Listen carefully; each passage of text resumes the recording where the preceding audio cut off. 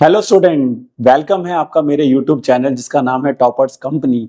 और आज की क्लास में हम बात करने जा रहे हैं क्लास 12 से 3D चैप्टर के इंपॉर्टेंट क्वेश्चंस जो 5 मार्क्स में आते हैं। तो 5 मार्क्स अगर आपको अपने पक्के करने हैं तो आज का लेक्चर जरूर देखिए। तो आइए चलते हैं, स्टार्ट करते हैं। देखिए 5 मार्क्स जो क्वेश्चंस एग्जाम में आएंगे अगर 3D चैप्टर से, तो वो कंफर्म है कि वो इन 4 टॉपिक्स पर होंगे। अगर आप ये 4 टॉपिक्स करके जाते हैं तो गारंटी है कि आपके 5 मार्क्स पक्के हो जाएंगे। तो पहला टॉपिक है हमारा शॉर्टेस्ट डिस्टेंस बिटवीन लाइंस, मतलब हमें 2 लाइंस दी जाएंगी और उनके बीच का शॉर्टेस्ट डिस्टेंस निकालना होगा। सेकंड हमारा होता है equation of line perpendicular on 2 given lines, मतलब हमें एक लाइन ऐसी ढूंढनी होगी जो 2 लाइन पर एक साथ परपेंडिकुलर होगी। और थर्ड आता है इंटरसेक्शन पॉइंट ऑफ लाइंस, यानी कि 2 लाइंस के बीच का इंटरसेक्शन पॉइंट हमें निकालना होगा। और फोर्थ आता है हमारा बहुत important point, foot of perpendicular and image of the point. तो अगर ये टॉपिक्स आप करके जाएंगे तो कंफर्म आपके 5 मार्क्स हो जाएंगे। तो आइए बच्चे स्टार्ट करते हैं। तो सबसे पहला टॉपिक है हमारा शॉर्टेस्ट डिस्टेंस बिटवीन लाइंस। देखिए अब अगर हम shortest distance between the lines निकालना चाहते हैं तो उसमें देखिए 2 तरह की लाइंस होती हैं। एक होती है आपकी स्क्यू लाइंस और एक होती है पैरेलल लाइंस। तो पहले तो हमें ये पता होना चाहिए कि स्क्यू लाइंस और पैरेलल लाइंस में डिफरेंस क्या होता है और कैसे हमें पता लगेगा कि क्वेश्चन स्क्यू लाइंस पे बेस्ड है या पैरेलल लाइन पर बेस्ड है।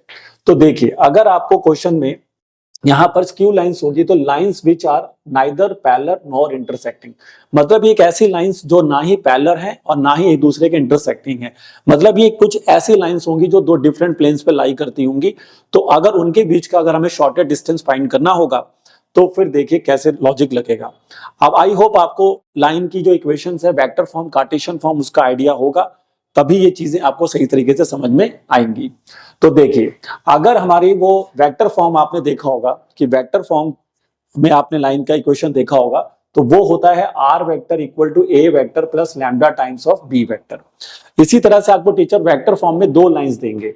देखिए अगर टीचर यहां पर आपको कार्टेशियन फॉर्म देता है तो आप उसे फिर से वेक्टर फॉर्म में कन्वर्ट करें, क्योंकि वेक्टर फॉर्म से इस क्वेश्चन को बनाना काफी आसान होता है as compare to Cartesian form. तो कार्टेशियन फॉर्म भी टीचर अगर आपको देता है तो आप उसे वेक्टर में कन्वर्ट कर लेंगे। तो मान लीजिए कि पहली इक्वेशन है r vector equal to a1 vector plus lambda b1 vector, और सेकंड इक्वेशन है हमारी r vector equal to a2 vector plus mu times of b2 vector. अगर ये दोनों स्क्यू लाइंस होंगी बच्चे तो इनका b1 और b2 वेक्टर डिफरेंट होगा, जैसे कि मैंने यहाँ पे लिखा हुआ है कि इनका जो b1 और b2 वेक्टर आएगा वो आपका डिफरेंट आएगा। तो अगर b1 b2 वेक्टर आपका डिफरेंट है तो समझ जाइए लाइन क्या है, स्क्यू है। अब इनके बीच का अगर हमें शॉर्टेस्ट डिस्टेंस फाइंड करना होता है तो उसका फॉर्मूला आपको याद करना होगा। तो इसका फॉर्मूला देख लीजिए सभी बच्चे क्या होता है। तो फॉर्मूला हमें दिया हुआ है डी मतलब शॉर्टेस्ट डिस्टेंस, और ये फॉर्मूला आप चेक करिए क्या है, b1 b2 का क्रॉस, यानी जो b1 b2 वेक्टर होंगे जिसके लाइंस पैरेलल होते हैं उसको b1 b2 वेक्टर कहते हैं। तो वो उनका क्रॉस लेना है और फिर a2 माइनस a1 निकालना है, और a2 माइनस a1 निकालने के बाद उनका आपस में क्या लेना है, डॉट लेना है। तो b1 क्रॉस b2 निकालेंगे, a2 माइनस a1 निकालेंगे और उसके बाद उन दोनों का क्या लेंगे, डॉट लेंगे। और डिवाइड में क्या आएगा, b1 और b2 के क्रॉस का मैग्नीट्यूड। तो ये फॉर्मूला आपको पहले लर्न हो जाना चाहिए बढ़िया से, ताकि आप इनको यूज कर सकें। ठीक है। और इसी तरह से अगर पैरेलल लाइंस होंगी तो उसमें सिंपल ये होगा कि दोनों का b वेक्टर सेम होगा या एक दूसरे के प्रोपोर्शनल में होगा, यानी कि b1 lambda times of b2 हो सकता है या b2 भी लैम्डा टाइम्स ऑफ b1 हो सकता है। तो पैरेलल लाइंस के बीच में अगर आपको शॉर्टेस्ट डिस्टेंस फाइंड करना होगा तो फिर फॉर्मूला आपका ये लगेगा, क्योंकि अब b वेक्टर एक ही हो चुका है तो इसलिए b1 b2 नहीं मिलेगा। अब आपका फॉर्मूला होगा b वेक्टर का क्रॉस लेंगे आप a2 माइनस a1 के साथ और उसके बाद उसका मैग्नीट्यूड, और नीचे आएगा b का मैग्नीट्यूड। तो ये फॉर्मूला अगर आप यूज करेंगे तो पैरेलल लाइंस का शॉर्टेस्ट डिस्टेंस आएगा और ऊपर वाला यूज करेंगे तो स्क्यू लाइंस का आएगा। तो सबसे इंपॉर्टेंट चीज क्या है कि आप सबसे पहले फॉर्मूलेज लर्न करें। तो आइए बच्चे अब इस पर एक क्वेश्चन देखते हैं जो मैं एनसीईआरटी से ही ले रहा हूं, और दोनों पे मैं एक क्वेश्चन आपको करके दिखा देता हूं।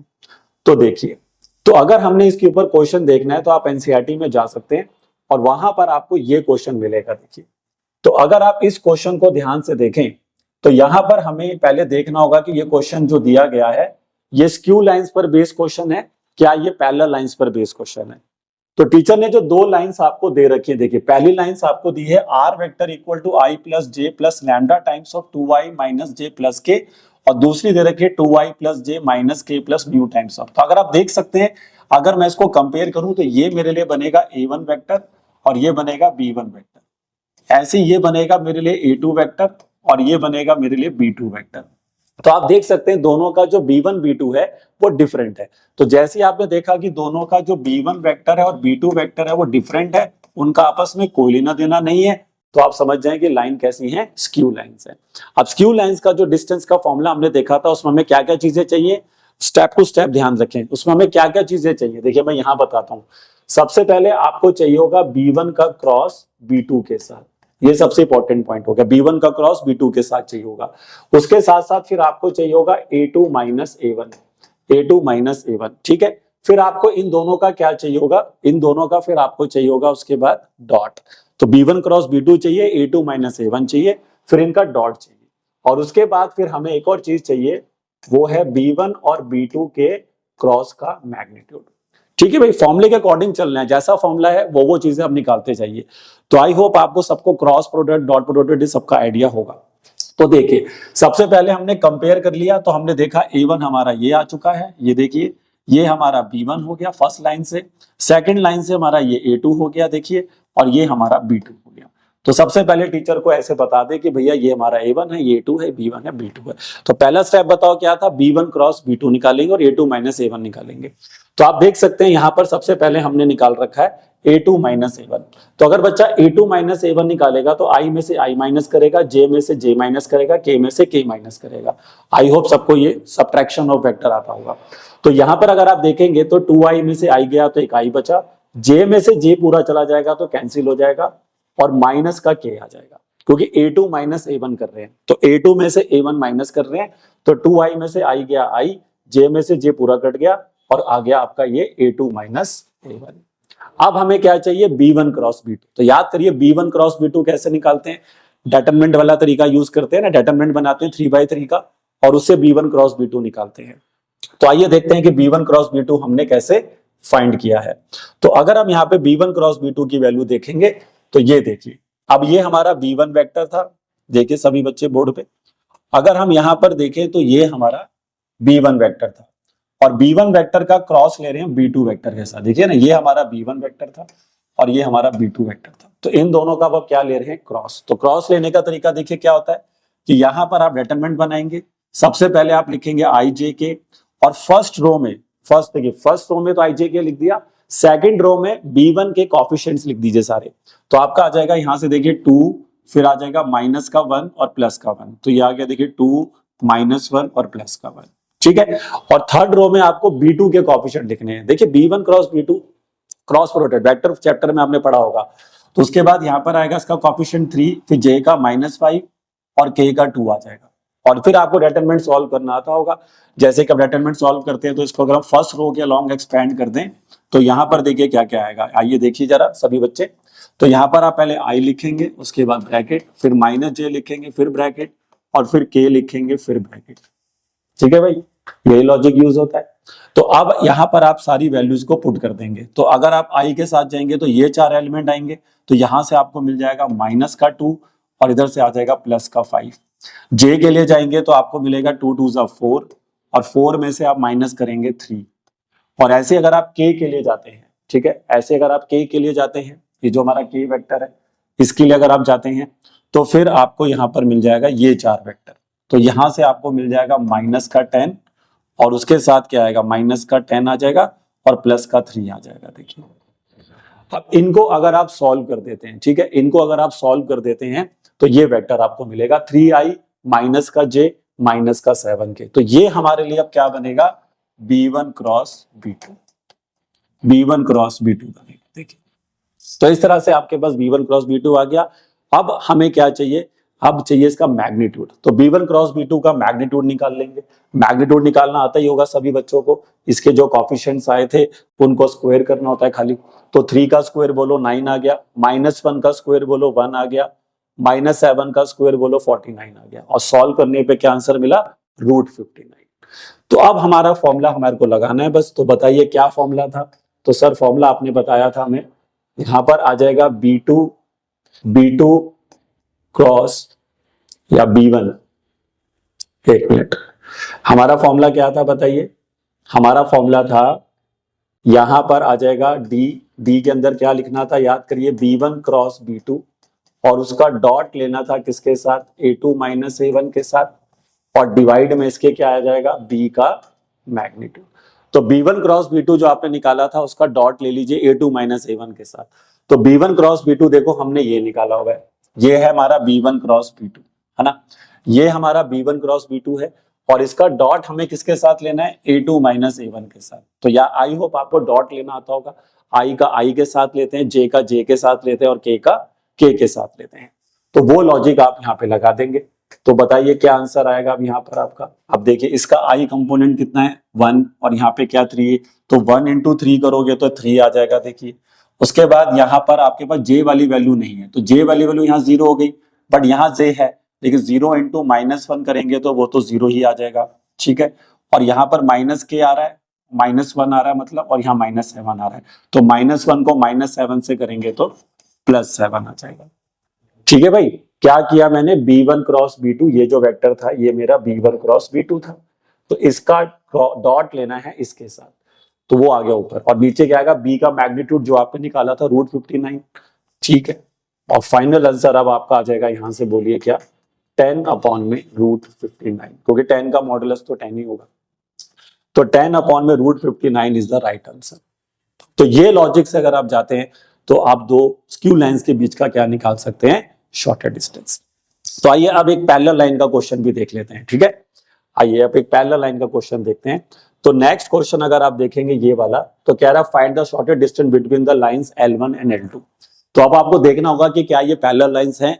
तो मैंने क्या तरीका बताया था पैरेलल लाइंस को चेक करने का, कि आपको ये चेक करना है कि दोनों के बी वेक्टर या तो सिमिलर हो, सेम हो, या तो एक दूसरे के क्या हो, क्या एक दूसरे के प्रोपोर्शनल में हो। तो आप देख सकते हैं ये हमारा पहला लाइन है और ये हमारा दूसरा लाइन है। तो अगर मैं इसको कंपेयर करके देखूं तो ये मेरा B1 वेक्टर है, देखिए ये मेरा कौन सा वेक्टर है B1, और ये नीचे वाला B2 है। तो आप देखिए बिल्कुल सेम है, जो B1 वेक्टर लिखा गया लाइन 1 में वही B2 वेक्टर लिखा गया है लाइन 2 में। तो लाइन 1 लाइन 2 का जब B1 और B2 वेक्टर सेम हो गए, बिल्कुल एक दूसरे के सेम हो गए, तो समझ जाइए कि वो लाइंस क्या है, पैरेलल है। तो ये दोनों लाइंस जो यहाँ पे दे रखी हैं ये पैरेलल है। और पैरेलल लाइंस है तो पैरेलल लाइंस का जो शॉर्टर डिस्टेंस का फॉर्मूला मैंने बताया था आपको, वो आपको लगाना है।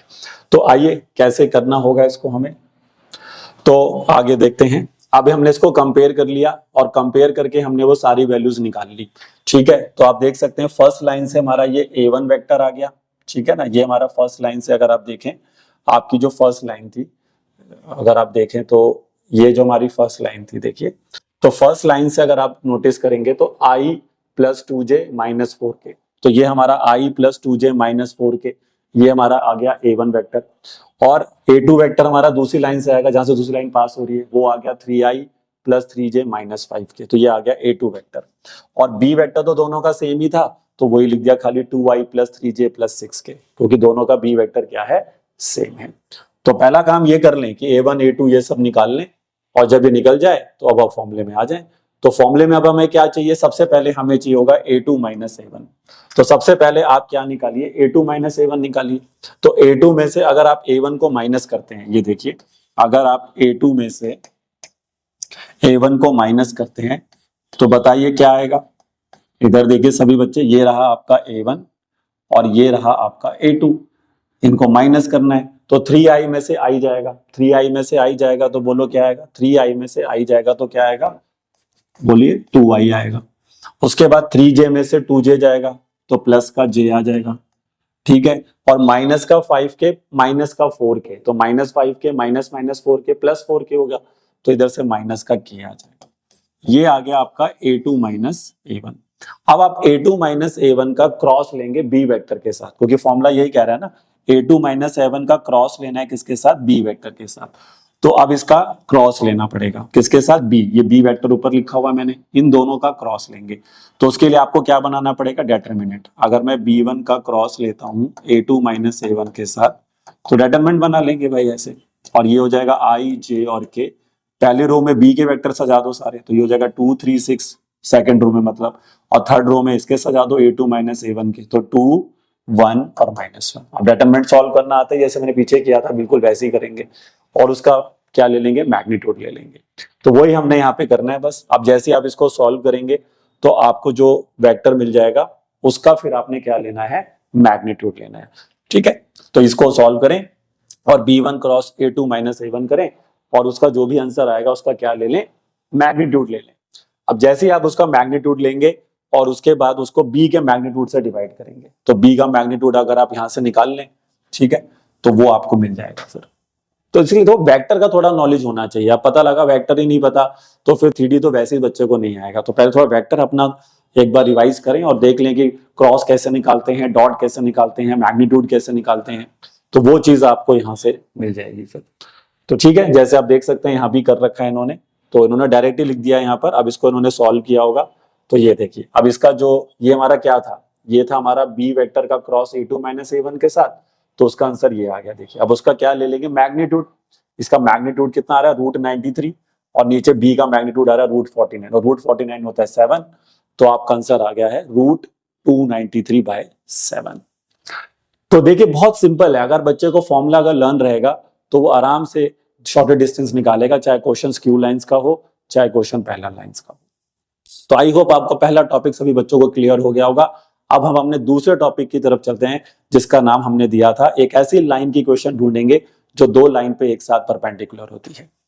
तो आइए बच्चे, ये जितने भी टॉपिक मैं आपको करा रहा हूं ये आपको 5 मार्क्स देके जाएंगे, इसलिए सभी बच्चे पूरा लेक्चर देखें। और अगर ये जो मैं टॉपिक्स बता रहा हूं अगर ढंग से आप समझ जाते हैं तो 5 मार्क्स आपके 100% पक्के हो जाएंगे, बट प्रैक्टिस तो करना पड़ेगा। देखिए, तो आइए अब हम बात करते हैं नेक्स्ट टॉपिक की। नेक्स्ट टॉपिक है हमारा, पढ़ लीजिए इसकी स्टेटमेंट। अगर आप नेक्स्ट टॉपिक को पढ़ते हैं थोड़ा सा, तो पढ़िए जरा मैंने क्या लिखा हुआ है यहाँ पे। अगर आप इसको रीड करते हैं तो आप कर सकते हैं, मैंने टॉपिक का नाम लिखा हुआ है इक्वेशन ऑफ लाइन। कह रहा है इक्वेशन ऑफ लाइन ढूंढिए जो पास करती है एक पॉइंट से। तो टीचर आपको एक पॉइंट देगा जहां से आपकी लाइन पास हो रही होगी, और फिर लिखेगा कि ये लाइन जिसको आप ढूंढना चाह रहे हैं, ये दो लाइन और देगा टीचर अलग से। अब वो चाहे कार्टेशियन में देगा चाहे वेक्टर में देगा, लेकिन आपने वेक्टर से ही बनाना है। जैसे पिछला क्वेश्चन मैंने बोला कि किससे बनेगा, वेक्टर से बनेगा, और ये क्वेश्चन भी आपको वेक्टर से ही बनाना है। अगर टीचर आपको कार्टेशियन फॉर्म देता है तो भी आप उन्हें वेक्टर में चेंज कर लें। ठीक है, ये Cartesian to vector, vector to Cartesian आपको आना चाहिए। तो अब यहां पर हमारा क्या क्वेश्चन है कि पॉइंट इससे पास हो रहा है और and it is perpendicular to the two given two lines. तो दो लाइंस टीचर एक्स्ट्रा और देगा जिनके हमारी लाइंस पैरेलल होगा। मैंने यहाँ पे साफ साफ लिखा भी है कि यूज वेक्टर फॉर्म, आपको वेक्टर फॉर्म्स को ही यूज करके क्वेश्चन बनाना है। तो थोड़ा सोचते हैं कि अब ये क्वेश्चन हमसे मांग क्या रहा है। अब हमें पता है कि अगर हमें अपनी लाइन की वेक्टर फॉर्म चाहिए तो हमें दो वेक्टर चाहिए होते हैं, ए वेक्टर और एक बी वेक्टर। ये ए और बी वेक्टर अगर हमारे हाथ लग जाए, है ना भाई, ये ए और बी वेक्टर हमारे हाथ लग जाए तो हमारा क्वेश्चन सॉल्व हो गया। ये ए और बी वेक्टर हमारे हाथ लग गया तो क्वेश्चन सॉल्व हो गया। तो ए वेक्टर और बी वेक्टर को पहले पता करते हैं होता क्या है। तो देखिए, ए वेक्टर मैंने आपको पता होना चाहिए वो वेक्टर होता है जहां से, जिसका उस पॉइंट का पोजीशन वेक्टर होता है जहां से लाइन पास होती है। तो लाइन जहां से पास हो रही है उससे आप ए वेक्टर बना लेना। ठीक है, जैसे मैंने बोला है कि लाइन पास हो रही है x1 y1 z1 से, तो उससे आपका ए वेक्टर बन जाएगा। तो ए वेक्टर आपका बन गया x1 i cap, y1 j cap, z1 k cap. तो समझ में आ गया ए वेक्टर कहां से बनाएंगे अपनी लाइन का, जहां से लाइन पास होगी, जिस पॉइंट से लाइन पास होगी उसके साथ बस i j k लगा देना, वो उसका पोजीशन वेक्टर आ जाएगा आपके पास। अब सवाल ये उठता है कि सर अपनी लाइन का बी वेक्टर कैसे फाइंड करेंगे। अपनी लाइन का बी वेक्टर भी तो चाहिए होगा आपको, ताकि आपको यहाँ पे उसको पुट करना पड़ेगा। अब ध्यान से सुनिए मेरी बात, क्वेश्चन में क्या बोला गया है कि मेरी जो लाइन है वो दी हुई दो लाइंस के ऊपर परपेंडिकुलर है। तो मान लेते हैं वो दो लाइंस है, एक लाइन 1 और एक लाइन 2। अब ये लाइन 1 और लाइन 2 पे हमारी लाइंस परपेंडिकुलर है, देख रहे, ये जो मैंने ग्रीन लाइंस बना रखी हैं ये हमारी लाइंस है। तो इस लाइन की इक्वेशन हमें ढूंढनी है। देखिए, इस लाइन की इक्वेशन हमें ढूंढनी है, जो ये लाइन जो मैं बना देता हूं, इसको अलग कलर से दिखा देता हूं आपको। तो ये लाइन जो हमारे को दिख रही है यहाँ पे, इसको हम व्हाइट कलर में दिखा देते हैं। चलिए, तो ये व्हाइट कलर का जो लाइन आपको दिख रहा है, ये लाइन नीचे की जो दो ग्रीन लाइंस हैं इनके ऊपर एक साथ परपेंडिकुलर है। तो भाई अब सिंपल सा लॉजिक मेरा दिमाग में रखिए अपना, कि अगर कोई लाइन किसी दो डिफरेंट लाइंस के ऊपर एक साथ परपेंडिकुलर होती है तो भाई मेरी लाइन का बी वेक्टर उन दोनों लाइन के बी वेक्टर का क्रॉस होता है। क्या बोला मैंने, मेरी लाइन का जो बी वेक्टर होगा वो उन दोनों लाइन के बी वेक्टर का क्या होगा, क्रॉस होगा। यानी कि अगर इस लाइन का जो लाइन 1 है उसका b1 वेक्टर है, ठीक है, और उसका एक b2 वेक्टर है, क्योंकि जो लाइन आपको टीचर देगा उसमें भी तो दो वेक्टर आएंगे b1 b2। तो आपका जो b1 और b2 जो वेक्टर होंगे, जो दो गिवन लाइंस होंगी, उनके ऊपर आपका जो बी वेक्टर होगा वो भी परपेंडिकुलर होगा भाई, क्योंकि अगर हमारी लाइन उसके ऊपर परपेंडिकुलर है तो हमारा बी वेक्टर भी उन दोनों के b1 b2 पे परपेंडिकुलर है। और आपने वेक्टर में पढ़ा होगा कि यदि हमें कोई ऐसा वेक्टर ढूंढना है जो दो वेक्टर पे एक साथ परपेंडिकुलर हो, यानी कि जो b1 है, मैंने क्या लिखा पढ़िए, then the b vector of required line is also perpendicular to b1 and b2, और इसलिए मेरा जो बी वेक्टर होगा वो b1 b2 का क्या होगा, क्रॉस होगा। तो याद रखिए मेरी बात, जो पॉइंट टीचर देगा उससे बनाना है ए वेक्टर, और अपनी लाइन का बी वेक्टर कहां से ढूंढेंगे, दी हुई दो लाइंस के b1 और b2 वेक्टर का क्या ले लेंगे, क्रॉस। तो आइए एक एग्जांपल से समझते हैं, तभी अच्छे ढंग से चीजें समझ में आएंगी। देखिए, तो मैंने आपके सामने एक क्वेश्चन ले लिया है और इस क्वेश्चन को आइए हम मिलकर बनाते हैं। तो क्वेश्चन को पहले आप सभी बच्चे ध्यान से पढ़ लीजिए। क्या क्वेश्चन है, सभी बच्चे एक बार ध्यान से पढ़ लीजिए, ठीक है। क्वेश्चन पढ़िए, क्या कह रहा है, find a vector equation of line. कह रहा है एक वेक्टर इक्वेशन पता करिए एक लाइन की जो कि पास होती है 1, 2, -4 से, ठीक है। 1, 2, -4 से तो वो लाइन पास होती है, तो ये मेरा पासिंग पॉइंट हो गया, ये मेरा उस लाइन का क्या हो गया, पासिंग पॉइंट हो गया जहां से लाइन पास हो रही है। और अब ध्यान से देखिए, मैंने आपको दो लाइंस अलग से दी है, एक लाइन 1 दी है, एक लाइन 2 दी है, और ये लाइन 1 और लाइन 2 पे हमारी लाइन क्या है, परपेंडिकुलर है। ये लाइन 1 और लाइन 2 दोनों पे हमारी लाइन क्या है, परपेंडिकुलर है। तो अब देखिए मैंने यहाँ पर जो फॉर्म ले रखी है वो कार्टेशियन है।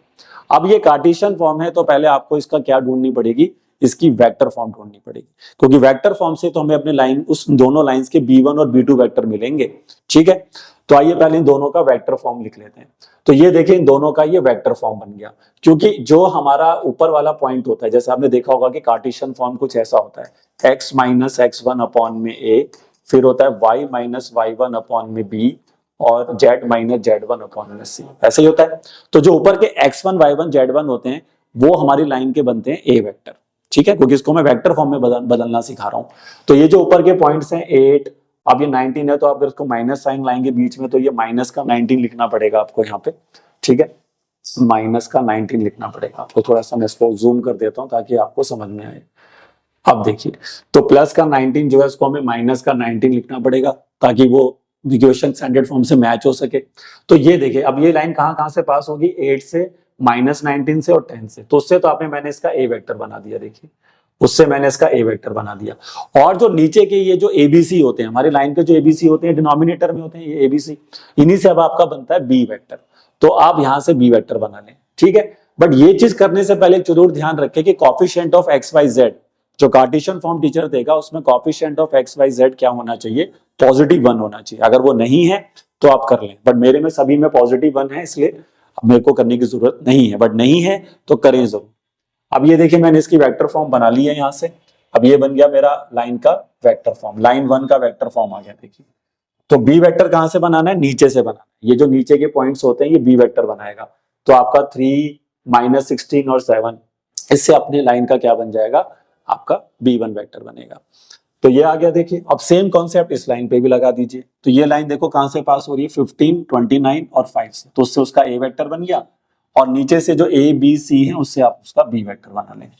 तो अब मेरे पास दोनों लाइन की कार्टेशियन फॉर्म से वेक्टर फॉर्म आ गई है। अब मैं सबसे पहला काम क्या करूंगा, जिस लाइन की इक्वेशन मैं ढूंढना चाह रहा हूं तो मुझे पहले उसका भी ए वेक्टर चाहिए होगा और उसका भी बी वेक्टर चाहिए होगा। तो मैंने पीछे क्या बताया था कि ए वेक्टर कहां से आता है, चेक करिए ए वेक्टर कहां से आता है। ए वेक्टर वहां से आता है जहां से लाइन पास हो रही है। तो अब आपकी लाइन कहां से पास हो रही थी, आपकी लाइन पास हो रही थी 1, 2, -4 से। तो अगर लाइन मेरी 1, 2, -4 से पास हो रही है तो यहां से मैं अपनी लाइन का क्या ढूंढ लूंगा, ए वेक्टर। तो ये मेरी लाइन का ए वेक्टर बना गया। कुछ नहीं करना भाई, जो पॉइंट होता है उसके आगे आई जे के लगा दोगे ना तो उसका पोजीशन वेक्टर बन जाता है। तो ये मेरा कौन आ गया भाई, ए वेक्टर आ गया। अब मुझे अपनी लाइन का क्या चाहिए, बी वेक्टर। तो मैंने क्या कहा था, जिस लाइन की इक्वेशन हम ढूंढ रहे हैं जो वो दो लाइन अलग से तो दे रखे उनके परपेंडिकुलर है, तो मेरे लाइन का जो बी वेक्टर होगा उन दोनों के b1 b2 का क्रॉस होगा, क्योंकि मेरा जो बी वेक्टर है उन दोनों के b1 b2 पे परपेंडिकुलर है। तो वही मैंने लिखा है कि b vector required line is perpendicular on b1 and b2। तो b1 हमारा ये हो गया फर्स्ट लाइन से और b2 ये हो गया सेकंड लाइन से। अब हम बी वेक्टर निकालेंगे b1 b2 के क्रॉस से। तो b1 b2 का क्रॉस कैसे आएगा, फिर से वही डिटरमिनेंट वाला तरीका जैसे अभी शॉर्टेड डिस्टेंस में भी कर रहे थे आप। तो ये देखिए हमने यहाँ पर उस चीज को फाइंड कर रखा है। तो आइए देखिए, तो अगर आप यहाँ पे देखेंगे तो मैंने बी वेक्टर निकाल लिया, आई जे के लिख दिया पहले सेकंड रो में, आगे B1 के कॉफिशिएंट, तो B1 के कॉफिशिएंट अगर आप देखेंगे वहां से तो ये आपको मिल जाएगा, ये देखो 3 -16 और 7, तो ये मैंने सजा दिए सेकंड रो में। और B2 के कॉफिशिएंट आपको मिल रहे हैं 3, 8 और -5, वो हमने सजा दिए थर्ड रो। अब उसका क्रॉस ले लेंगे तो ये सॉल्व करने के बाद हमारा बी वेक्टर आ गया 24 आई कैप, 36 जे कैप और 72 के कैप। ठीक है, डिटरमिनेंट वाले तरीके से सॉल्व कर दीजिए। अब आपके पास लाइन का ए वेक्टर भी आ गया और लाइन का बी वेक्टर भी आ गया, तो अब लाइन की इक्वेशन बना लीजिए, ये मेरा लास्ट स्टेप होगा। देखिए तो अपनी लाइन की इक्वेशन किससे आएगी, इसी फॉर्म से आएगी भाई। लाइन की इक्वेशन किससे आएगी, r vector equal to a vector plus lambda times of b vector. अब ए वेक्टर हमने क्या बनाया था, देखिए ये हमारा ए वेक्टर था, इधर देखिए ये हमारा ए वेक्टर था। देखिए तो इस ए वेक्टर को उठा के आपने इसकी जगह पे रख देना है, देखो हाँ। तो अब यहां पर हम सारी वैल्यू रख रहे हैं। देखिए तो आर वेक्टर इक्वल टू क्या बनेगा, ए वेक्टर, तो ए वेक्टर हमने निकाला था आई प्लस का 2j और माइनस का 4k, और लैम्डा टाइम्स में कौन आएगा, बी वेक्टर, लैम्डा टाइम्स में कौन आ जाएगा बताओ, बी वेक्टर। तो बी वेक्टर जो हमारा आया था, ये आया था आपका 24 आई कैप, ठीक है 24 आई कैप प्लस में 36 जे कैप प्लस में 72 के कैप। तो ये आपकी लाइन की क्या आ जाएगी, इक्वेशन आ जाएगी। देखिए तो ऐसे अगर आप कर पाएंगे तो इस तरह से आप चलेंगे तो उस लाइन की भी इक्वेशन आप निकाल सकते हैं जो एक पॉइंट से गुजरेगी और एक साथ दो लाइंस पर क्या होगी, परपेंडिकुलर। तो जिस लाइन से पॉइंट से गुजरेगा उसको बनाइए ए वेक्टर और अपनी लाइन का बी वेक्टर कहां से लाइए, दोनों गिवन लाइंस के B1 B2 का क्रॉस। ठीक है, तो आई होप समझ में आ गया होगा। तो ये क्वेश्चन भी आप कर सकते हैं। तो आइए बच्चे अब आगे चलते हैं और अब आता है हमारा थर्ड टॉपिक, और थर्ड टॉपिक को मैंने नाम दिया था intersection points of the lines. तो अगर हमें दो लाइंस दी जाएंगी और टीचर कहेगा उनका इंटरसेक्शन पॉइंट निकालिए और साबित भी करिए कि वो इंटरसेक्शन कर रही हैं, तो आपको ये क्वेश्चन करना है जो भी मैं आपको करा रहा हूं। अच्छा एक चीज और देखिए, अगर सिर्फ क्वेश्चन इतना ही हो ना कि लाइंस प्रूफ कर दो कि इंटरसेक्टिंग है, तो अगर आप उनका शॉर्टेड डिस्टेंस निकाल के जीरो भी प्रूफ कर देंगे ना तो भी लाइंस इंटरसेक्टिंग प्रूफ हो जाती हैं, लेकिन इंटरसेक्शन पॉइंट नहीं आ पाता। तो अभी जो मैं मेथड आपको बताऊंगा वो ये भी प्रूफ कर देगा कि लाइंस आर इंटरसेक्टिंग और साथ साथ उनका इंटरसेक्शन पॉइंट भी निकाल देगा। तो आइए एक सिंपल से क्वेश्चन से उसको समझते हैं और ये मेथड आप यूज करिए और क्वेश्चन बन जाएगा। तो देखिए इंटरसेक्शन ऑफ टू गिवन, और मैंने लिख दिया यूज कार्टेशियन फॉर्म। अभी तक हमने जो दो अप्रोच हमने देखे उसमें हमने वेक्टर फॉर्म को प्रायोरिटी दी थी, बट अब हम किसको प्रायोरिटी देंगे, कार्टेशियन को। अगर आप कार्टेशियन से इस क्वेश्चन को बनाएंगे तो जल्दी समझ में भी आएगा और बन भी जाएगा। तो देखिए मान लीजिए क्वेश्चन क्या कह रहा है, show that the lines are intersecting and also find the point of intersection. तो हमें प्रूफ करना है कि जो लाइंस हमें दी गई हैं ये आपस में क्या कर रही है, इंटरसेक्ट कर रही है, और उसके साथ साथ इनका इंटरसेक्शन पॉइंट भी निकालना है। तो सबसे पहला स्टेप देखिए क्या होगा, आपको जो दो लाइंस दे रखी है लाइन 1 और लाइन 2, आपने इसको क्या करना है, इस लाइन के ऊपर देखिए कोई पॉइंट ढूंढना होगा सबसे पहले। अब थोड़ा सा दिमाग लगाइएगा, दो लाइन से दूसरे को काट रही है तो क्या वो एक ही पॉइंट से पास नहीं होंगी, बिल्कुल सर। जैसे डायग्राम में देखिए अगर ये लाइन 1 और लाइन 2 अगर एक ही पॉइंट से पास होंगी तभी तो वो वहां पर इंटरसेक्ट कर पाएंगी, यानी कि ये पॉइंट उन दोनों के लिए क्या होगा, एक कॉमन पॉइंट होगा। तो हम पहले उन दोनों लाइंस पर एक पॉइंट ढूंढेंगे जो कॉमन होगा और उसे कंपेयर करके आंसर निकाल लेंगे। तो कभी भी मैं आपसे बोलूं कि अगर टीचर कह रहा है, ये क्वेश्चन कह रहा है कि अपनी लाइन के ऊपर कोई पॉइंट लीजिए, कोई भी एक पॉइंट निकाल के दीजिए, तो आपने अपनी कार्टेशियन फॉर्म को लाइन को लैम्डा से कंपेयर कर देना है। तो ये देखिए अब ये मेरी लाइन थी, मैंने इसको लैम्डा से कंपेयर किया और बारी बारी से अब सबको लैम्डा से कंपेयर करिए। तो सबसे पहले मैं लैम्डा को कंपेयर करूंगा इस पार्ट को, तो इसको उठा के मैंने लैम्डा से कंपेयर किया, ये देखिए x minus 1/2 equal to lambda, और सॉल्व करके मैंने x की वैल्यू निकाल ली। ठीक है, ऐसे ही फिर मैं y वाले पार्ट्स को भी कंपेयर करूंगा लैम्डा से और फिर मैं y की भी वैल्यू निकाल लूंगा। ये देखिए मैंने y माइनस 2/3 को लैम्डा से कंपेयर किया तो y की वैल्यू आ गई 3 लैम्डा प्लस 2। सेम काम आपने z के साथ करना है। तो क्या स्टेप्स है कि अपनी लाइन को लैम्डा से कंपेयर करिए और बारी बारी से x को, y को और z को निकाल लीजिए। तो ये देखिए मैंने x y z यहां से निकाल लिए। अब z वाले पार्ट को भी कंपेयर कर दिया तो ये मेरा z आ गया। अब ये x y z क्या है, दीज आर द कोऑर्डिनेट्स। ये x y z एक्चुअली में मेरी लाइंस के कोऑर्डिनेट्स ही तो हैं। तो इससे मुझे अब एक पॉइंट बना लेना है 3D में, जो कि मेरे लाइन के ऊपर एक पॉइंट मिल जाएगा जो उसके ऊपर लाई करता होगा। तो ये देखिए अब मैंने एक पॉइंट यहाँ पे बना लिया है, देखिए सभी बच्चे, और ये पॉइंट मैंने उन्हीं से बनाया जो मैंने पीछे x y z निकाले थे, उन्हीं को मैंने यहाँ पुट कर दिया x और y और z की जगह पे। तो पहला स्टेप क्या है, लाइन को लैम्डा से कंपेयर करके एक्स वाई जेड निकालिए, उससे एक पॉइंट बना लीजिए। अब सेम प्रोसेस आपने सेकंड लाइन के साथ भी चलना है। सेकंड लाइन देख लीजिए और उसको भी सेम प्रोसेस से चलना है, ठीक है। अब सेकंड लाइन में देखिए यहाँ पे ना z था, तो कई बच्चे कंफ्यूज होते हैं कि भाई इक्वल टू में z ही दे रखा है, इसके नीचे क्या लेना है, 1 लेना है, क्या लेना है, क्या नहीं लेना, तो आपने 1 लेना है, ठीक है। अब इसके इधर वाले पार्ट में तो कुछ नहीं दिख रहा, तो क्योंकि इक्वेशन में ऐसा होता है ना z minus z1 by c, तो z minus z1 by c दिखना चाहिए ना, ये तभी तो कंपेरिजन हो पाएगा। तो यहाँ पर आपके पास z1 भी नहीं है और c भी नहीं है, तो z1 आपको लेना है इस केस में 0, ठीक है, z1 0 लेना है, 1 मत लेना, और जो c होगा नीचे वो 1 लेना है। तो इसी वजह से ये इक्वेशन ऐसी दिखेगी z माइनस 0 बाई 1, और उसको आपने कंपेयर किया था लैम्डा से, इसको आप कंपेयर करो किसी अनदर कांस्टेंट से, लाइक मैंने इसमें म्यू ले लिया, ठीक। और सेम प्रोसेस फॉलो करना है। देखिए सेम प्रोसेस मैंने यहाँ पे फॉलो कर रखा है। फिर पहले मैंने x को कंपेयर किया है म्यू से, तो ये देखिए x की वैल्यू आ गई। फिर मैंने y को कंपेयर किया है म्यू से, तो y की वैल्यू आ गई। फिर मैंने z को कंपेयर किया म्यू से, फिर z की वैल्यू आ गई। और इससे भी मैंने एक कोऑर्डिनेट बना लिया, ये देखिए इससे भी मैंने एक कोऑर्डिनेट बना लिया जिसको मैंने q नाम दे दिया। और कोऑर्डिनेट क्या बना, 5 म्यू प्लस 4, 2 म्यू प्लस 1 और म्यू। अब ध्यान से सुनिए, इसके ऊपर भी आपने एक पॉइंट निकाला लैम्डा की टर्म्स में, जो कि ये था p पॉइंट, और यहां पर भी आपने सेकंड लाइन पे भी पॉइंट निकाले जिसको आपने नाम दिया q पॉइंट। भाई लेकिन ये p और q को तो एक ही होना पड़ेगा, नहीं होना पड़ेगा भाई। अगर p और q एक नहीं होंगे तो लाइन इंटरसेक्ट कैसे करेगी? तो इसका मतलब ये दोनों बराबर होने चाहिए, क्योंकि ये कॉमन पॉइंट बनेगा। तो आइए अब नेक्स्ट स्टेप क्या होगा, इनको कंपेयर करना होता है बस। तो नेक्स्ट स्टेप में मैंने क्या लिखा है पढ़ लीजिए। मैंने यहाँ पे लिखा है कि लाइंस आर इंटरसेक्टिंग। अगर लाइंस एक दूसरे को आपस में काट रही हैं तो फिर दे हैव कॉमन पॉइंट। इसका मतलब है कि P और Q दो डिफरेंट पॉइंट नहीं होंगे, वो सेम पॉइंट होंगे। अगर आप P और Q सेम पॉइंट होंगे तो जो आपने P और Q पीछे निकाले थे उसका X को X से कंपेयर कर दीजिए, Y को Y से और Z को Z से। समझ में आ रहा है? ये जो आपने पीछे P और Q निकाले थे, देखिए ये आपने निकाला था यहाँ पे, एक मिनट सॉरी, हाँ ये आपने पीछे निकाला था P पॉइंट और ये आपने क्या निकाला था Q पॉइंट। तो ये वाले P पॉइंट को उठाकर इस Q पॉइंट के देखिए X को X से कंपेयर करना है। तो ये देखिए इसका जो X है वो ये है, तो इसको उठा के इसके X से कंपेयर करना है। फिर इसके Y को उठा के इसके Y से कंपेयर करना है। इसके Z को उठा के इसके Z से कंपेयर करना है, तभी तो कंपैरिजन होगा, ठीक है। और उससे फिर आपको बनानी है 3 equation in the terms of lambda and mu. तो ये देखिए, तो मैंने आप सबको करा कंपेयर। ये देखिए x को x से कंपेयर किया, एक इक्वेशन बना ली लैम्डा और म्यू के टर्म्स में। y को y से कंपेयर किया, एक और बना ली भाई साहब। z वाले z को कंपेयर किया और एक और बना ली।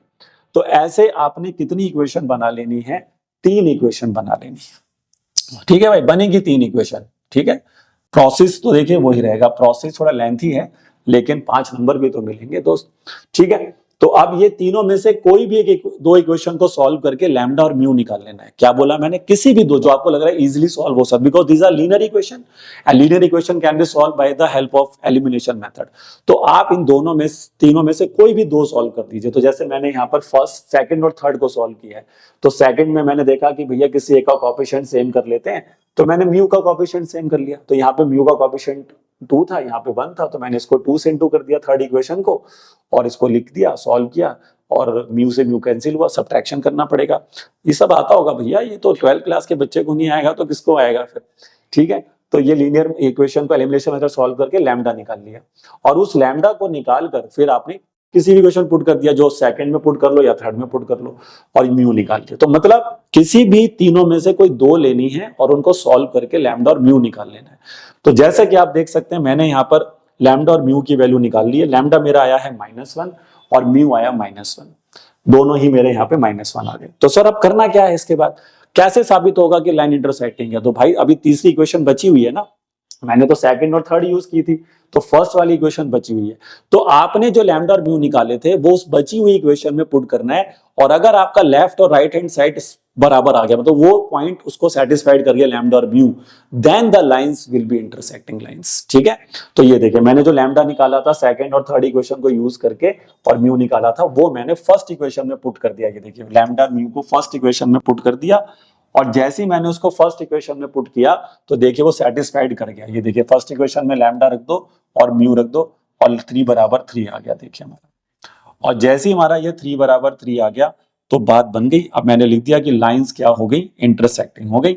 लेकिन सवाल उठता है कि सर अब लाइन इंटरसेक्टिंग तो प्रूव हो गई, लेकिन अब इंटरसेक्शन पॉइंट कैसे आएगा? भाई अब आप P निकाल लो या Q निकाल लो, कॉमन पॉइंट है वो तो भाई, तो लैम्डा से निकाल लो या म्यू से निकाल लो। तो मैंने क्या किया, लैम्डा को -1 पुट कर दिया पॉइंट P पे, जो आपने पॉइंट P निकाला था लैम्डा के टर्म्स में, ये यहाँ लैम्डा -1 रख दो तीनों कोऑर्डिनेट्स में और आपका आंसर आ जाएगा इंटरसेक्शन पॉइंट। तो -1 -1 -1, ये हमारा आंसर यहाँ पर आपको मिलेगा। तो आई होप समझ में आया होगा। First step, second step, third step के अकॉर्डिंग चलिए। फर्स्ट स्टेप हमारा है, पहले इसको लैम्डा से कंपेयर करिए फर्स्ट लाइन को, फिर म्यू से कंपेयर करिए, फिर 2 पॉइंट्स बनाइए, फिर उन दोनों पॉइंट्स के कोऑर्डिनेट्स को कंपेयर करके 3 इक्वेशन बनाइए और उन तीनों इक्वेशन में से किसी 2 को सॉल्व करिए, लैम्डा म्यू की जो इक्वेशन आएंगी, और जो आपने नहीं यूज करी थी उसमें उसको पुट कर दीजिए लैम्डा म्यू, और वो सेटिस्फाइड 100% करेगा तभी लाइन इंटरसेक्टिंग। अगर वो नहीं कर रहा है तो आप ही गलत है भाई, तो क्वेश्चन में लिखा होगा show that lines are intersecting, तो दैट मींस वो लैम्डा म्यू की वैल्यू हमारी सेटिस्फाइड होनी चाहिए, नहीं हो रही है तो हम गलत हैं, कुछ ना कुछ सिली मिस्टेक हो गई है। और फिर इंटरसेक्शन पॉइंट आइदर आप लैम्डा के टर्म्स से निकाल लो या म्यू के टर्म्स में निकाल लो। तो आई होप समझ में आया होगा। इस मेथड को यूज करके आप लाइन को इंटरसेक्टिंग भी साबित कर सकते हैं और पॉइंट्स भी निकाल सकते हैं। तो आइए बच्चे अब आगे बढ़ते हैं और अगले मेथड की तरफ चलते हैं। अगला जो क्वेश्चन हमारा जो एग्जाम में आएगा उसको बनाते हैं। अब ये हमारा आखिरी टॉपिक था, क्योंकि मैंने आपको 4 ही टॉपिक बताए थे, तो उन्हीं 4 टॉपिक्स में ये हमारा आखिरी टॉपिक है, जिसके अंदर हमें फुट ऑफ परपेंडिकुलर ढूंढना होता है। टीचर हमें एक पॉइंट देगा, एक लाइन देगा, कहेगा इस पॉइंट का इस लाइन के ऊपर फुट ऑफ परपेंडिकुलर बताइए, इमेज बताइए, लेंथ ऑफ परपेंडिकुलर बताइए, 100 चीजें पूछ लेगा आपसे भाई। तो हमें उनमें से, देखो सारी तो नहीं आएंगी, बट मैंने इस क्वेश्चन में कोशिश करा है कि हम तकरीबन चीजों को कवर कर लें, ताकि जो भी एग्जाम में पूछा जाए तो आप उसको आराम से निकाल लें। तो क्वेश्चन देख ले, समझ में आ जाएगा। देखिए मैं आपको समझा देता हूँ क्वेश्चन क्या है। जैसे कि टीचर एक पॉइंट देगा, ठीक है, और यहाँ पे भी आप कार्टेशियन फॉर्म को यूज करें, साफ साफ लिखा हुआ है, क्योंकि कार्टेशियन फॉर्म से अगर आप जाएंगे तो क्वेश्चन आपसे इजीली बन जाएगा, ठीक है। देखो ये चीज इसलिए क्योंकि कभी आप वेक्टर फॉर्म की तरफ जा रहे हैं, कभी कार्टेशियन में जा रहे हैं, लेकिन हमें पेपर में टाइम भी तो बचाना है। और पेपर में टाइम तो देखो दोस्तों तभी बचेगा जब हम ये देखेंगे कि हमें किस जगह पे कौन सी फॉर्म से जाना चाहिए। तो इसलिए मैं आपको बार बार बताता रह रहा हूं कि कहां पर आपको वेक्टर से जाना चाहिए, कहां पर आपको कार्टेशियन से जाना चाहिए। तो वेक्टर फॉर्म हमने यूज करी थी 2 टॉपिक्स में, या तो शॉर्टेड डिस्टेंस में और या तो वो परपेंडिकुलर लाइंस ढूंढने वाली, और 2 जो बाकी के टॉपिक हैं, सेकंड लास्ट और लास्ट जो मैं करा रहा हूं, इनमें आप कार्टेशियन फॉर्म यूज करिए। तो देखिए वेक्टर फॉर्म भी देगा टीचर, तो भी कार्टेशियन बना लेना, ठीक है। तो अब टीचर एक पॉइंट देगा, एक लाइन देगा। तो देखो पॉइंट दिया है 0, 2, 3 और लाइन दी है x+3/5 y-1/2 z+4/2, और कह रहा है कि इस पॉइंट का इस लाइन के ऊपर जब मैं परपेंडिकुलर ड्रॉ करूंगा, तो मैंने देखो परपेंडिकुलर ड्रॉ किया PQ, तो ये साबित करना है कि इसका कोऑर्डिनेट क्या होगा। जो ये कोऑर्डिनेट होगा ना Q को क्या बोलोगे, फुट ऑफ परपेंडिकुलर। तो ये जो फुट ऑफ परपेंडिकुलर यहाँ पे बन रहा है, इस फुट ऑफ परपेंडिकुलर के हमें क्या निकालने हैं, कोऑर्डिनेट्स निकालने हैं, और साथ साथ इसकी इमेज। अब सोचिए कि ये लाइन मिरर का काम कर रही है, अगर ये लाइन मिरर बन जाए तो इसका इमेज यहाँ बनेगी नीचे उतने डिस्टेंस पर, जिसको मैंने R नाम दिया, उसके कोऑर्डिनेट मैंने मान लिया x1 y1 z1, तो इमेज। तो 2 चीजें, लेकिन यहाँ पर हीरो फुट ऑफ परपेंडिकुलर ही है, क्योंकि अगर फुट ऑफ परपेंडिकुलर आ जाएगा तो सब कुछ आ जाएगा, क्योंकि फुट ऑफ परपेंडिकुलर से आप लेंथ भी निकाल सकते हैं, इमेज भी निकाल सकते हैं। तो आइए प्रोसेस को समझते हैं। तो सबसे पहला स्टेप देखिए फिर से क्या होगा, अगर आप ध्यान से देखें तो ये Q पॉइंट आपकी लाइन के ऊपर ही लाई कर रहा है ना भाई। ये जो Q पॉइंट है, इससे तो मेरी लाइन भी तो पास हो रही है, जो लाइन मुझे गिवन नहीं है वाली, इससे ये लाइन भी तो गुजर रही है। तो अभी मैंने पीछे बताया था कि अगर अपनी लाइन के ऊपर कोई भी एक पॉइंट चाहिए तो अपनी लाइन को लैम्डा से कंपेयर कर दीजिए। तो जैसे आप अपनी लाइन को यहाँ पे लैम्डा से कंपेयर करके x-y-z निकालेंगे, वो ऑटोमेटिकली फुट ऑफ परपेंडिकुलर बन जाएगा, क्योंकि वो पॉइंट Q बनेगा जो कि इस लाइन के ऊपर ही लाई करता है। तो पहला स्टेप देखिए सभी बच्चे, मैंने यही किया है। मैंने यहाँ पर देखो पॉइंट क्या क्या करवाना है वो मैं आपको बता देता हूँ। मैं फुट ऑफ परपेंडिकुलर निकालूंगा, इमेज निकालूंगा, लेंथ ऑफ परपेंडिकुलर निकालूंगा, और PQ की इक्वेशन भी बनाऊंगा, जो PQ को जोड़ने वाली लाइन है उसकी इक्वेशन भी दिखाऊंगा। तो 4 चीजें मैं आपको यहाँ पे निकाल रहा हूँ, बट इस क्वेश्चन का हीरो जो है वो फुट ऑफ परपेंडिकुलर ही है। तो सबसे पहला स्टेप मैंने क्या बोला था दोस्तों, कि जो लाइन आपको दी गई है, ये देखिए ये जो लाइन आपको दे रखी है, इस लाइन को उठा के आपको लैम्डा से कंपेयर करना है। तो मैंने अपनी लाइन को उठा के लैम्डा से कंपेयर कर दिया और बारी बारी से x-y-z निकाले, जैसा अभी पीछे आपने इंटरसेक्शन पॉइंट में किया था। तो ये देखिए मेरा x आ गया, y को कंपेयर करा लैम्डा से, तो y वाला कोऑर्डिनेट आ गया, z आ गया, और इसी को मैंने q मान लिया। यही मेरा फुट ऑफ परपेंडिकुलर बन गया। देखिए x-y-z, ठीक है भाई। तो फुट ऑफ परपेंडिकुलर आ चुका है in the terms of lambda. लेकिन अब लैम्डा कहां से लाएंगे सर, क्योंकि लैम्डा आएगा तो ही तो फुट ऑफ परपेंडिकुलर के कोऑर्डिनेट्स आएंगे। तो आइए फिर से अपने डायग्राम को थोड़ा ध्यान से देखते हैं और देखते हैं कि भाई साहब ये लैम्डा कैसे ला सकते हैं आप। तो लैम्डा लाने का लॉजिक क्या रहता है, देखिए ये जो परपेंडिकुलर है पी क्यू, आप इसको पी क्यू को परपेंडिकुलर कह रहे हैं, तो ये हमारी लाइन पे परपेंडिकुलर है। तो आपको याद होगा अगर दो चीजें आपस में परपेंडिकुलर हो, दो चीजें आपस में परपेंडिकुलर हो, तो उन दोनों के डायरेक्शन रेशियोज के प्रोडक्ट का सम 0 होता है। यानी कि अगर मैं अपनी लाइन के डायरेक्शन रेशियोज निकाल लूं और इस पी क्यू लाइन के डायरेक्शन रेशियोज निकाल लूं, तो इन दोनों का जो क्या कह सकते हैं, इन दोनों का जो प्रोडक्ट का सम होगा, याद करिए परपेंडिकुलर की कंडीशन हुआ करती थी a1 plus a1 a2 plus b1 b2 plus c1 c2 equal to 0, याद करिए। तो वो हम यहाँ पे यूज करेंगे, बट उसके लिए मुझे दोनों के डायरेक्शन रेशियोज चाहिए होंगे। तो पहले मैं डायरेक्शन रेशियोज ढूंढूंगा पी क्यू के, यानी कि जो परपेंडिकुलर है, और अपनी लाइन के। तो आइए देखिए, अपनी लाइन के डायरेक्शन रेशियो तो फटाफट आ जाते हैं भाई। अपनी लाइन के डायरेक्शन रेशियो तो बी वेक्टर देता है, और बी वेक्टर नीचे से आता है, डिनोमिनेटर से आता है। लेकिन उसके लिए मैंने कंडीशन बताई थी कि एक्स वाई जेड का कोएफिशिएंट क्या होना चाहिए, पॉजिटिव 1 होना चाहिए। तो जो कि मेरी इक्वेशन में है। अगर बाई चांस आपकी इक्वेशन में आप भाई यहाँ पर 2x प्लस ऐसा कुछ दे दे, तो फिर आपको ऊपर नीचे 2 से डिवाइड कर लेना है, क्योंकि अगर आप 2 से डिवाइड नहीं करेंगे तो आप डायरेक्शन रेशियोज गलत ले लेंगे। तो वो जरूर कर लेना, स्टैंडर्ड फॉर्म में होना चाहिए। तो अभी स्टैंडर्ड फॉर्म में ही है, तो ये A523, ये जो 523 डिनोमिनेटर में आपको दिख रहे हैं लाइन के, ये 523 जो डिनोमिनेटर में आपको दिख रहे हैं लाइन के, ये देखिए ये 523 हमारे लाइन के क्या कहलाएंगे, डायरेक्शन रेशियोज। तो ये बन गए हमारे लाइन के डायरेक्शन रेशियोज। अब सवाल ये उठता है कि इसके डायरेक्शन रेशियोज आप सर कैसे लाएंगे। तो भाई इसके डायरेक्शन रेशियोज लाएंगे हम कौन से फॉर्मूले से, x2 minus x1 y2 minus y1 z2 minus z1। क्योंकि x2 minus x1 y2 minus y1 z2 minus z1 जब करते हैं किसी लाइन का, तो उससे हमें उस लाइन के क्या मिलते हैं, डायरेक्शन रेशियोज। तो अब देखिए Q का पॉइंट मेरे पास आई, ठीक है, ये Q का पॉइंट है मेरे पास। तो देखिए हम नेक्स्ट स्टेप में वही करने जा रहा हूं। ये देखिए अब आप, तो मैंने सबसे पहले PQ के डायरेक्शन रेशियोज निकाल लिए। आई होप सबको सही से दिख रहा होगा। PQ के डायरेक्शन रेशियोज कैसे निकाले मैंने, x2 minus x1 y2 minus y1 z2 minus z1। तो P के पॉइंट को आपको क्या मानना है, x1 y1 z1, और Q के पॉइंट को क्या मान लीजिए, x2 y2 z2, जो कि फुट ऑफ परपेंडिकुलर है। तो 5 लैम्डा माइनस 3 में से 0 माइनस किया, 2 लैम्डा प्लस 1 में से -2 किया, ठीक है। अगर आपको ध्यान आ रहा हो, मैं दोबारा डायग्राम बना देता हूँ यहाँ पे। भैया ये हमारा P यहाँ पर है और ये हमारा Q है, ठीक है भाई। तो Q के कोऑर्डिनेट्स हमने निकाल लिए थे ना, और P के कोऑर्डिनेट्स हमें दिए हुए थे। तो इसको मैंने माना है x2 y2 z2, ठीक है भाई, और इसको मैंने माना है x1 y1 z1। तो बस अब इन दोनों को सब्ट्रैक्ट करके इनके डायरेक्शन रेशियोज निकाल लीजिए। तो वही तो कर रहा हूं मैं यहाँ पे, ठीक है। तो इससे मेरे पास किसके डायरेक्शन रेशियोज आ गए, अपनी PQ परपेंडिकुलर के। तो A1 B1 C1 उसको नाम दे दिए, लैम्डा के टर्म्स में ही आएंगे, क्योंकि अभी Q लैम्डा के टर्म्स में चल रहा है। और अपनी लाइन डायरेक्शन रेशियोज आ गए 523, वो तो मैंने आपको बता ही दिया। लाइन का डिनोमिनेटर उठा लो तो लाइन का डायरेक्शन रेशियोज आ जाते हैं, 523 आ गए। आप क्या करें सर, आप कंडीशन का इस्तेमाल करिए, क्योंकि हमारी जो PQ है वो परपेंडिकुलर है हमारी लाइन के ऊपर, और PQ अगर परपेंडिकुलर है लाइन के ऊपर, तो क्या कंडीशन होती है, A1 A2 plus B1 B2 plus C1 C2 का सम क्या होगा, 0। उनके डायरेक्शन रेशियोज के प्रोडक्ट का सम क्या होगा, 0 होगा। तो उसको सबको पुट कर दिया मैंने, A1 B1 B1 B2 सब पुट करके सॉल्व किया और लैम्डा निकाल, क्योंकि लैम्डा ही तो आएगा तभी तो फुट परपेंडिकुलर आएगा। अब जैसे ही मेरे पास लैम्डा आ गया, तो लैम्डा मैंने उस Q वाले कोऑर्डिनेट्स में पुट कर दिए। ये देखिए, तो 5 - 3 2 + 1 3 - 4, ठीक है। अगर आप देखो वीडियो देख रहे हैं तो आप साथ साथ कॉपी बनाते जाइए और लिखते जाइए, तभी आपको नेक्स्ट स्लाइड का कॉन्सेप्ट समझ में आएगा।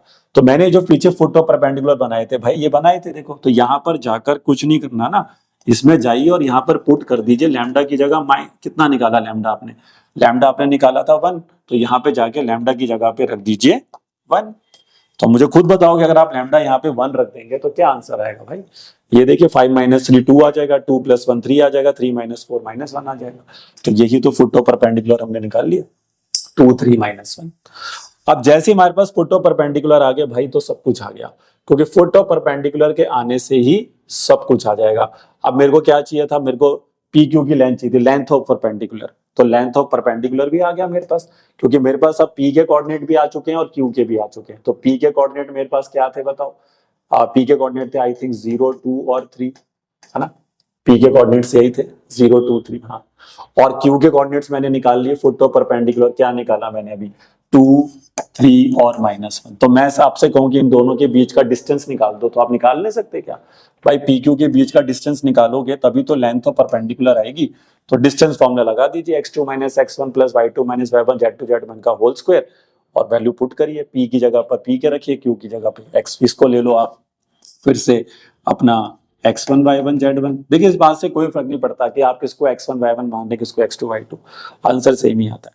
ठीक है, हाँ डायरेक्शन रेशियोज में जरूर फर्क पड़ता है, तो वहां पर आपको थोड़ा ध्यान देना पड़ेगा। यहाँ नहीं तो डिस्टेंस फॉर्मूला है, स्क्वायर हो रहा है तो क्या फर्क पड़ता है नेगेटिव पॉजिटिव का। ठीक है, तो √21 आ जाएगा हमारे पास, तो √21 हमारा बन गया लेंथ ऑफ। अब सर हमें क्या बचा, अब सर हमें निकालना इमेज और PQ की इक्वेशन निकालनी है।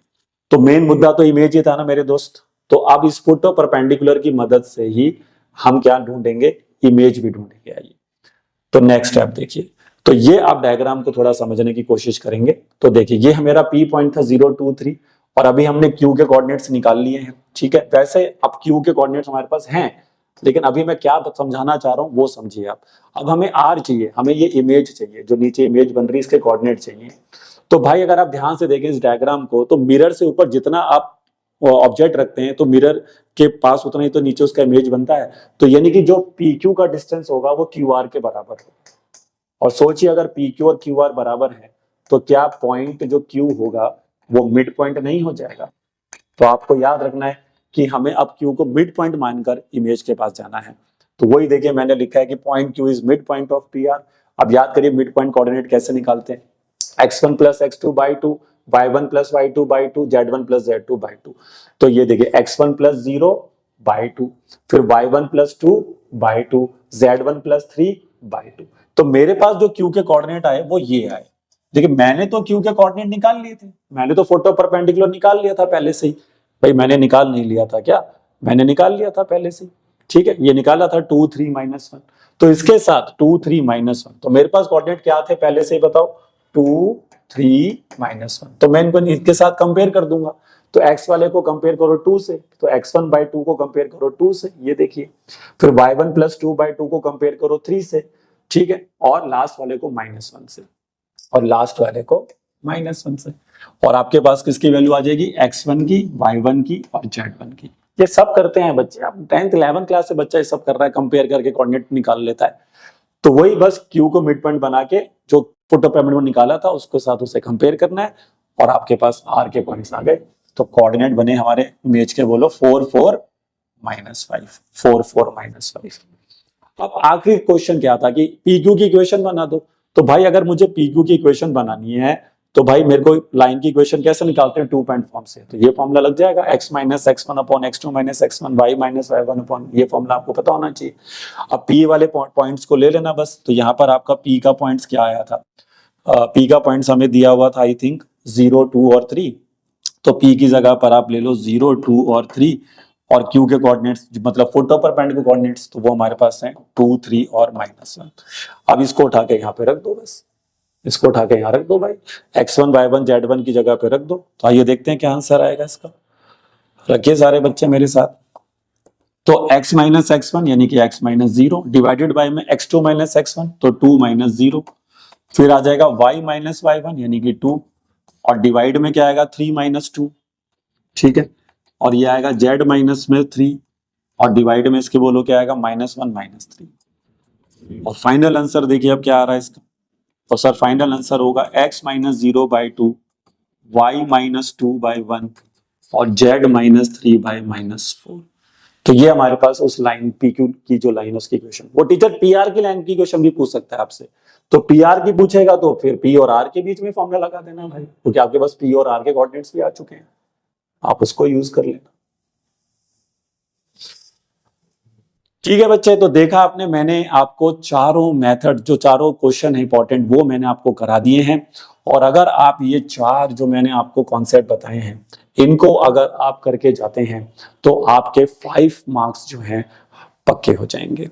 तो आई होप आपको आज का लेक्चर समझ में आया होगा और अच्छा भी लगा होगा। जिन बच्चों ने हमारे चैनल को सब्सक्राइब अभी तक नहीं करा है वो कर लीजिए। ऐसे इंपॉर्टेंट टॉपिक्स हम अपने वीडियोस में बनाते हैं और बच्चों को देते हैं ताकि उनको एग्जाम में वो हेल्प कर सके।